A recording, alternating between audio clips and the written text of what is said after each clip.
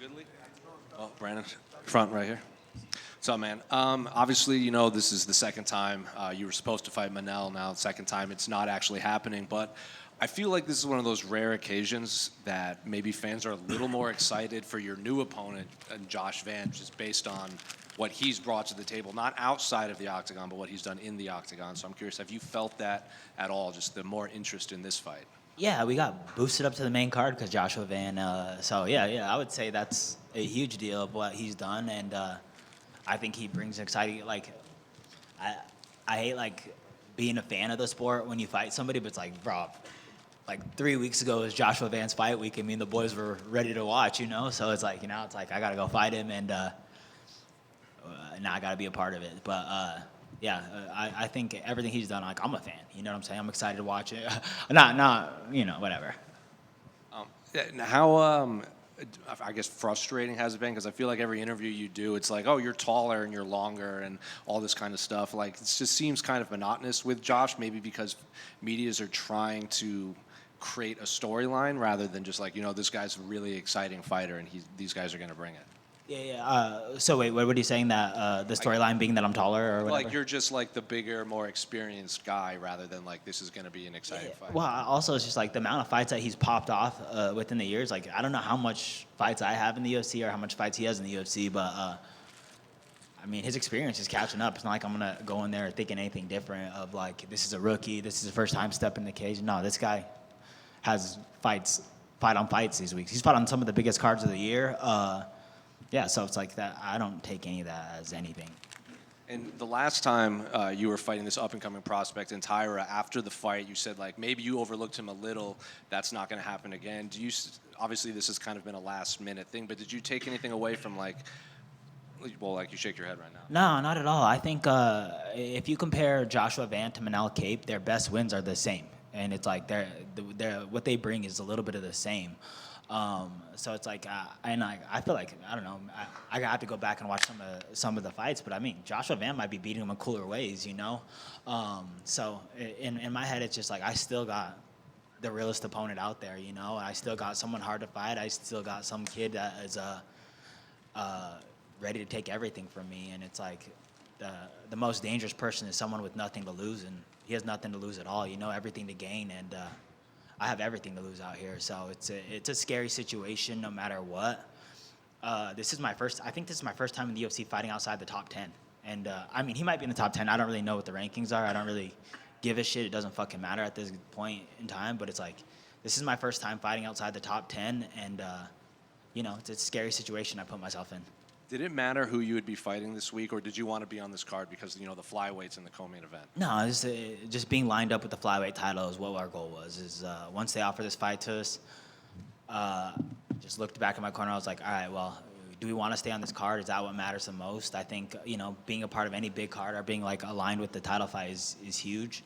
I prefer main events and 5-round fights, but, being aligned on this card, I think is even more important for me. And, Josh was in here, and he said he's going to be making 125 just in case something happens in that co-main event. And he said it himself, like, I get through Brandon, I should be fighting for the title next. Pantosia said the same thing. So are you also, going to try to hit 125 just in case? And is it after getting through Josh, it's title shot's mine? We'll see what that last pound looks like. But, yeah, no, that's a goal. The goal is to make 125. My weight's really good right now. And, who knows what happens and what doesn't happen. And, it's better to be safe than sorry. And, just practicing making weight for the title fight. The title fight's good anyway, so. Brandon, what's up? Has there been any conversation of like you win this, you are getting a title shot next? Yeah, that's what I'm hearing. And I'm telling you guys right now is I win this fight, I make a statement, I go get a title shot, and same thing with Joshua Van. We go make statements. I think we're both one of the most exciting fighters in this division. We go put on an exciting fight, which is gonna happen no matter what. One of us is up next for the belt. You were saying that, like, if you don't get it, you'd be down to go up to bantamweight and just do some kind of fan fights? Yeah. I mean, I'm down for a fight, man. I want to stay active this year. I want to fight. I want to make statements, and I'm a lengthy flyweight. I can make the weight. I walk around not heavy, so it's not hard weight cut, but I'm lengthy and I can, I'm taller than some of these 45ers, honestly. I tower over Alex Hernandez as a 55. No, I'm just playing. But yeah, we'll see. Were you surprised that you opened as an underdog again, but it quickly flipped? I think I'm back to being an underdog, but I mean, I'm not surprised at all. I think, bro, honestly, I think I'm the most disrespected fighter in the UFC. I think it's been shown over and over again. Anytime a money line comes out, I think I've been a favorite against Matt Snell and never again in the UFC. My whole entire career, it's been the way. LFA, I was always the underdog. Really, nothing's different, but it's just like I feel like I continuously get disrespected by the fans and whoever the odd makers are, whatever it is. But it doesn't matter. It's like anytime I win a fight, there's something that comes up of like, oh, like this happened. Moreno's overactive. It's like, bro, I've had more fights than him after our fight. It's like he's overactive now. Like, so it's like the narrative is weird, but I just feel like, whatever, you don't give me my roses, it's just I'm gonna take that shit. And last one for me is you were pretty open about concussions, and that was kind of like the dirty little secret that no one wants to talk about in this sport. So I guess why was it important for you to put it out that way, and how was it recovering from a nasty concussion? Yes. So for me, this is something I've always taken really serious. I've sparred since I was 16, and back in the day, there was like, I always call it the medieval times. There's like motherfuckers, I would watch people get knocked out and then go spar the next week, and I was always just mind blown. Like that, I don't know what it is, but that can't be right. I don't know the right way, but that can't be right. So it was like anytime I ever got like hit decently, I was taking time off of sparring. I was never getting like, I've always been super precautious about my head and all that other stuff. So, and it's like, I feel like, especially in fighting, people get hurt. It's like, how many, no fighter's making it to this okay, We're all buzzed up a little bit, we're all hit up, we're all like hurt somewhere, somehow, some way, But I feel like a concussion, everybody hides, and it's like, bro, this is like the biggest deal to me. Like, I've fought with broken hands, I fought with a broken foot, I've literally taken off a boot and fucking fought within the week, you know what I'm saying? And I was open about that. My LFA title shot, I was like, I was in a boot. Like, I was in a boot on crutches. Yeah, I had a broken foot. Then I went and won that fight. The whole entire beginning of my career, I had a torn labrum, literally just not grappling, not wrestling, just hoping that I could make it to the fight. And then back to back, I was trying to take fights like Joshua Van is now. It's just boost my career and try to get to where I wanted to be. And it's like, I just feel like you can get through with these things, but it's like there's no hill in the head. There's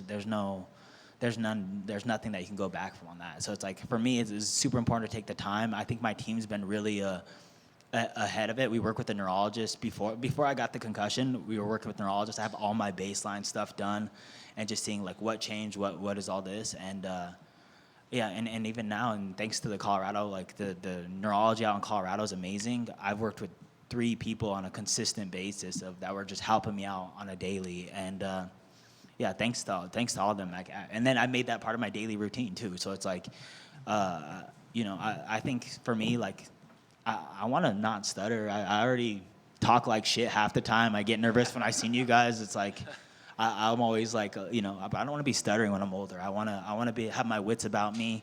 The UFC is my favorite thing on earth, and being here is amazing. But I have a life to live after this, and I want to watch my family grow. I want to watch my niece grow up. I want to watch all this stuff, and I don't want to be one of those guys that are, stuttering, shaking, and all the above.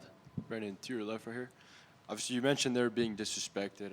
I can agree with that. You're a very fun fighter. So do you think if you indeed one day go up to like a bantamweight division, given how fan-friendly your style is and how violent you are sometimes, do you think that would potentially get you the respect you deserve maybe amongst the casual eye? I mean, I don't know. I really have no clue. I don't know what it is. I mean, I don't give a shit. I still got to fight no matter what. But, I mean, maybe it's just being a flyweight. I don't know. Yeah, and I think it has a lot to do with that, obviously. But factoring in your history with Alessandro Pantoja, and you just mentioned making a statement this week against Josh Van, do you feel like it has to be like maybe something like of a highlight reel statement to get that other shot against Pantoja? Maybe just given how many times you faced him already, it's kind of like been there, done that for the fans. Yeah, absolutely. And that's, I'm only out here to make statements. I'm out here to make money. This is like, once again, this career is short-lived. I'm out here to make statements. I'm out here to make bonuses. I'm out here to get more money off of this. And, Joshua Van's the same. So I feel like the fight's going to be all highlight reels. I was wondering, last one for me. The champ just spoke also about how good this division is right now. Obviously, like you just mentioned, being a flyweight maybe doesn't give you the eyes you guys deserve. But what's your opinion on the current state, right? Because like Josh Van, who's about to fight you, and just we're seeing new talent come into this division. Yeah, and it's cool watching like I've watched Josh Van. I watched his Fury title fight where he got signed to the UFC. Like I was there in person, and it's cool watching these like new up and comers and some of the guys that I'm working with, and and just seeing how far this division is gonna go.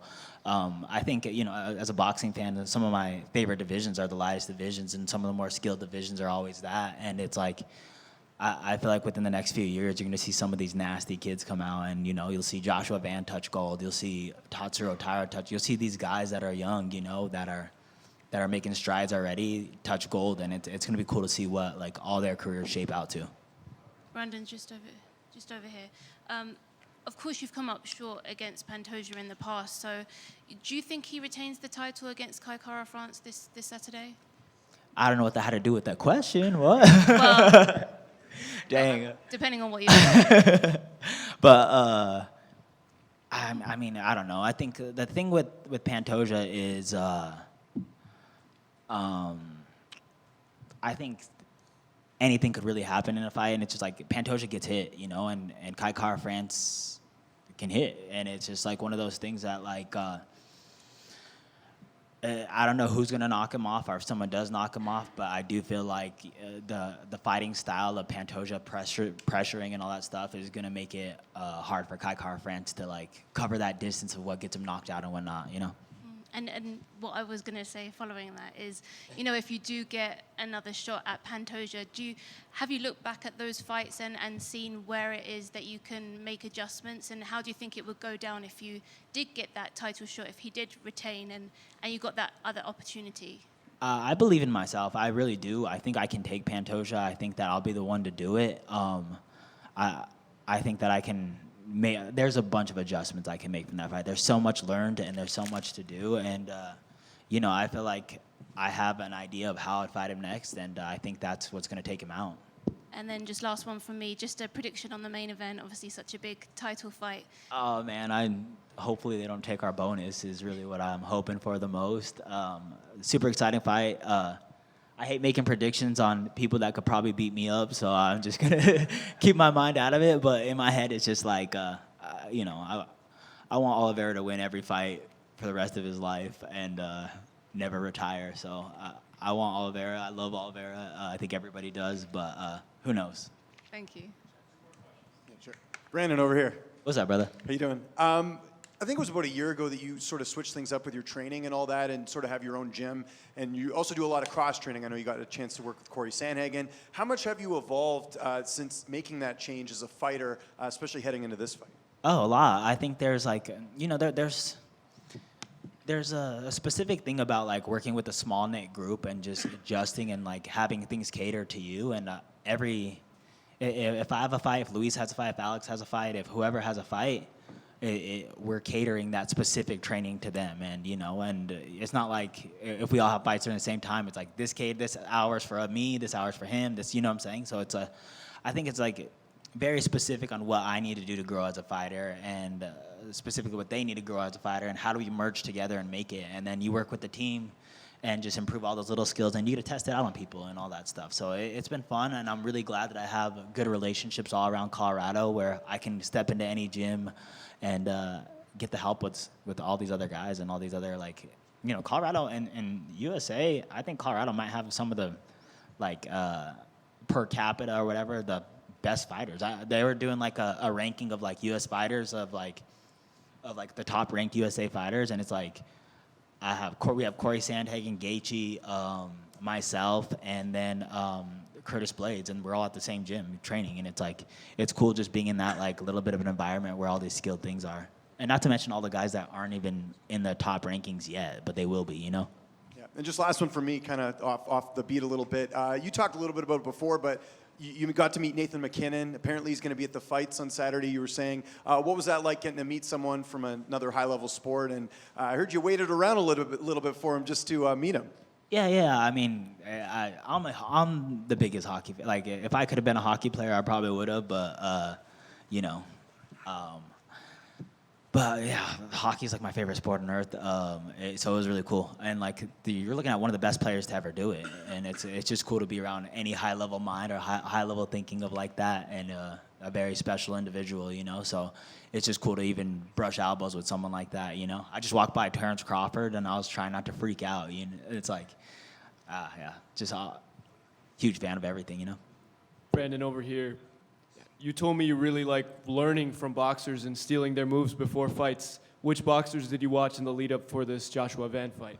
For the Joshua Van fight, it's been pretty much the same the last couple of weeks. Of we've been stealing a lot from Junto Nakatani, and you know, and there's so many good southpaws. But it's like really we've been diving in deep in that Japanese boxing a little bit lately. And Junto Nakatani, I think, is someone that I can capitalize off of, or he's just a rangy boxer. You know, he's rangy, uses his range, uses every inch of his advantage, and honestly, my cut man's Rudy, his coach. So I was pretty stoked on that too.